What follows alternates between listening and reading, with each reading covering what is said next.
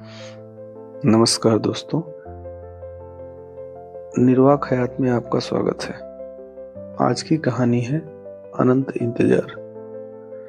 यह कहानी उस इंतजार की है जो समय की सीमाओं से परे चला जाता है।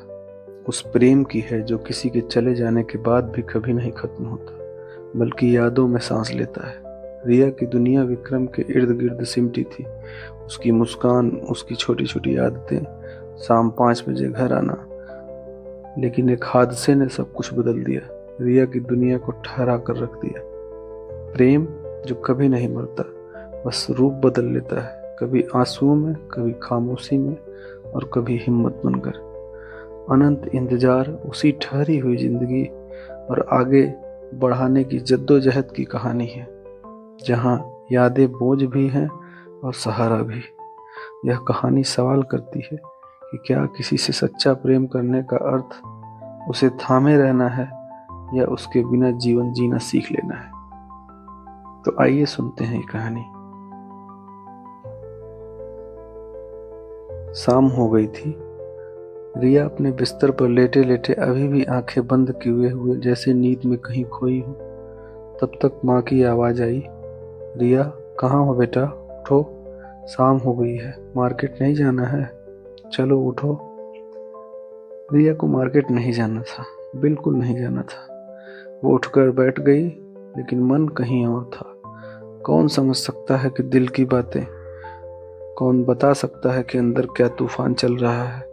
हर रोज उसे लगता कि जैसे अभी कुछ हुआ ही ना हो, सब कुछ पहले जैसा ही तो है। अभी शाम के 5 बजेंगे और विक्रम आ जाएगा, हाथ में एक छोटा सा गिफ्ट और होठों पर प्यारी सी मुस्कान। 2 साल हुए थे विक्रम और रिया की शादी को, लेकिन एक भी दिन ऐसा नहीं गुजरा जब विक्रम ने रिया के लिए कुछ लिया न हो। कभी फूल, कभी चॉकलेट, कभी कोई छोटी सी चीज जो रिया को पसंद आया।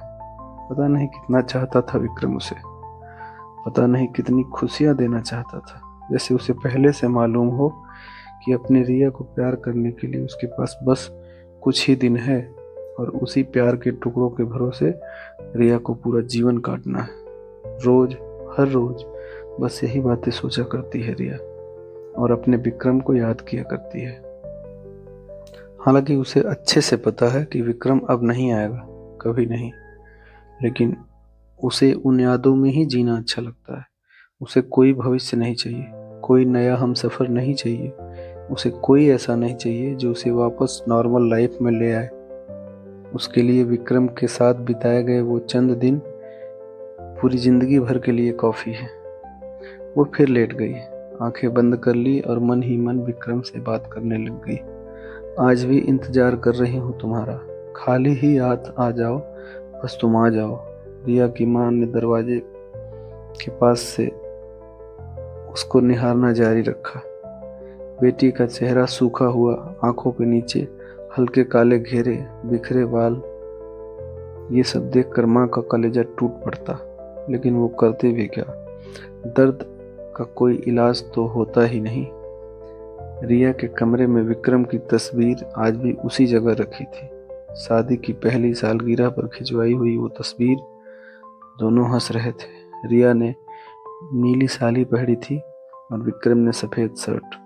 उस दिन विक्रम ने कहा था, रिया जब तुम हंसती हो तो लगता है कि दुनिया थोड़ी और बेहतर हो गई। अब वही दुनिया रिया को खाली लग रही है। उसे वो सब कुछ याद आ रहा है। उसे वो दिन आज भी याद है जब वो पहली बार विक्रम से मिली थी। कॉलेज के बाहर बारिश हो रही थी। रिया छतरी लाना भूल गई थी और बस स्टॉप पर भागती हुई जा रही थी। तभी किसी ने पीछे से आवाज दी, सुनिए आप भीग जाएंगे, मेरी छतरी ले लीजिए।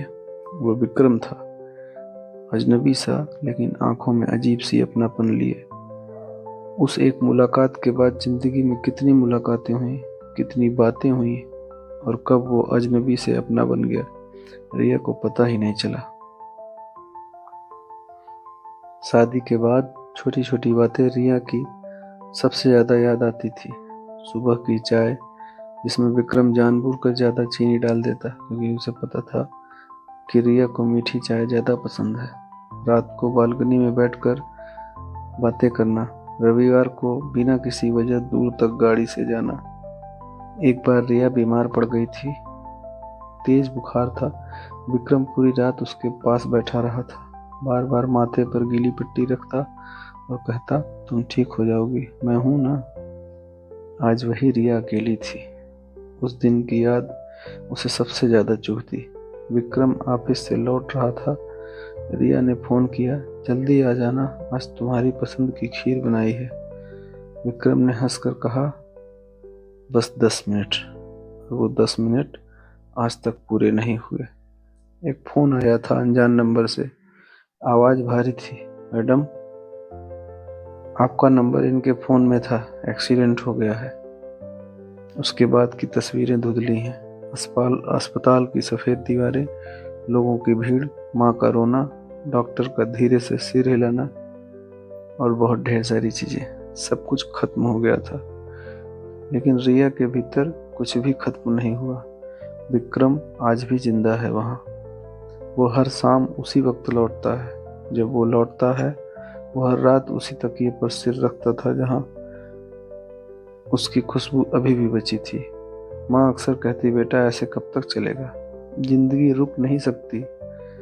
रिया मुस्कुरा देती, माँ मेरी जिंदगी तो वहीं रुक गई है जहाँ मुझे विक्रम ने छोड़ा था। एक दिन उसकी सहेली नेहा मिलने आई। बहुत देर तक चुपचाप बैठी रही और फिर बोली, रिया तुम ऐसे खुद को सजा क्यों दे रही हो? विक्रम तुम्हें खुश देखना चाहता था। रिया ने जवाब नहीं दिया। वो कैसे समझाती कि ये सजा नहीं, उसका प्यार है। धीरे धीरे महीनों गुजर गए, दुनिया आगे बढ़ती रही। रिश्तेदारों ने नए रिश्तों की बात शुरू कर दी। किसी ने कहा कि उम्र बहुत है अभी, किसी ने कहा कि अकेली औरत का जीवन जीना कठिन होता है। रिया सब सुनती और चुप रहती। एक शाम छत पर खड़ी थी, आसमान लाल हो रहा था, ठीक वैसा ही जब जो विक्रम को बहुत पसंद था। उसने धीरे से कहा, तुम होते तो आज फोटो खींच लेते। हवा चली और लगा जैसे किसी ने बालों को छू लिया हो। उस रात रिया ने पहली बार विक्रम का पुराना बक्सा खोला। उसमें उसकी घड़ी, रुमाल, कुछ कागज और एक डायरी थी। डायरी के पहले पन्ने पर लिखा था, मेरी रिया के लिए। रिया की आंखें भर आई। डायरी में छोटी छोटी बातें थी। आज रिया ने हरी साड़ी पहनी है, बहुत सुंदर लग रही है। रिया गुस्सा करती है तो बच्ची लगती है, मुझे डर लगता है कि मैं कभी इसे खो न दूं। और आखिरी पन्ने पर लिखा था, अगर मैं कभी न रहूं तो मेरी रिया तुम हंसना मत छोड़ना। रिया फूट फूट कर रो पड़ी। पहली बार उसे लगा कि शायद विक्रम सच में चाहता था कि वो जिए। अगले दिन रिया बहुत दिनों के बाद घर से बाहर निकली, मंदिर गई, विक्रम को पसंद आने वाले फूल खरीदे और खुद के लिए भी एक सफेद कुर्ता लिया। रास्ते में एक छोटी बच्ची मिली जो गुब्बारे बेच रही थी। विक्रम वैसी ही मुस्कान जैसी विक्रम की हुआ करती थी। रिया ने सारे गुब्बारे खरीद लिए। बच्ची खुश हो गई। उस खुशी में रिया को अजीब सी शांति मिली। घर लौटकर उसने कमरे की खिड़कियां खोली जो बरसों से बंद थी, पर्दे हटाए जिन पे धूल जम गई थी, और धूप घर के अंदर आई तो कमरे की आबो हवा बदल गई। माँ ने पहली बार बेटी के चेहरे पर हल्की सी चमक देखी। दिन बीतते गए। रिया ने एक छोटा सा स्कूल ज्वाइन कर लिया, बच्चों को पढ़ाने लग गई। उनके बीच बैठकर उसे लगता कि जैसे जिंदगी फिर से सांस ले रही थी।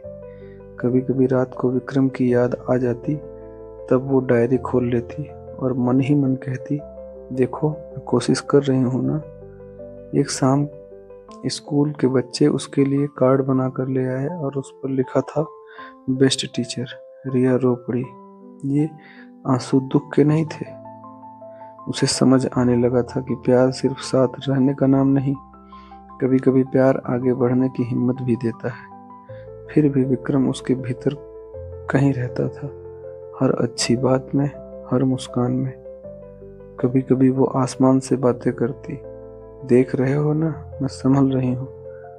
माँ अब पहले जैसी चिंतित नहीं रहती थी। घर में फिर से हलचल लौट आई थी, लेकिन रिया ने तय किया कि विक्रम की जगह कोई नहीं लेगा। वो उसकी यादों के साथ ही जिएगी। एक दिन उसी बस स्टॉप पर खड़ी थी जहां पहली बार विक्रम से मिली थी। बारिश हो रही थी। एक अजनबी ने छतरी बढ़ाई कि आप भीग जाएंगे। रिया मुस्कुराई और बोली, मेरे पास है मेरी छतरी, यादों की छतरी। और मन ही मन बोली, देखो विक्रम, मैं अब रोती नहीं, मैं जीना सीख रही हूँ। शाम को घर लौटी तो जैसे लगा कि उसके कोई साथ चला आया हो। कमरे में जाकर तस्वीर के सामने खड़ी हुई और मुस्कुरा दिया। आज भी इंतजार कर रही हूँ तुम्हारा, पर अब आंसुओं के साथ नहीं, हिम्मत के साथ।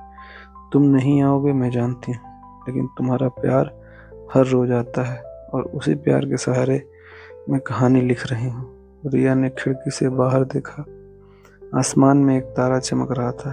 उसे लगा जैसे विक्रम मुस्कुरा रहा है। कहानी खत्म नहीं हुई थी, बस नया रूप ले रही थी और रिया धीरे धीरे फिर से जीना सीख रही थी। उसके दिल में आज भी एक ही आवाज थी, खाली हाथ ही सही, बस तुम आ जाया करते हो मेरी यादों में। यही काफी है मुझे और मेरी यादों के लिए। बस इतनी सी थी ये कहानी। अगर आपको ये कहानी अच्छी लगी हो तो please like and subscribe this channel.